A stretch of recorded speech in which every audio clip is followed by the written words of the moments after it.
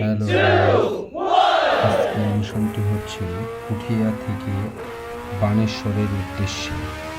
কারণটা যেতে যেতে বলি।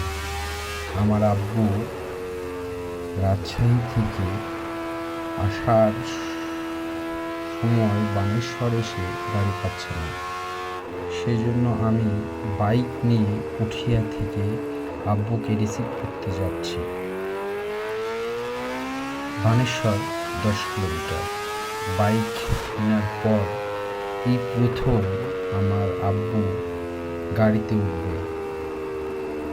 সেই খুশিতে সর্বফাস্ট স্পিডে গাড়ি চালিয়ে আব্বুর কাছে হাজির হই 5 মিনিটে।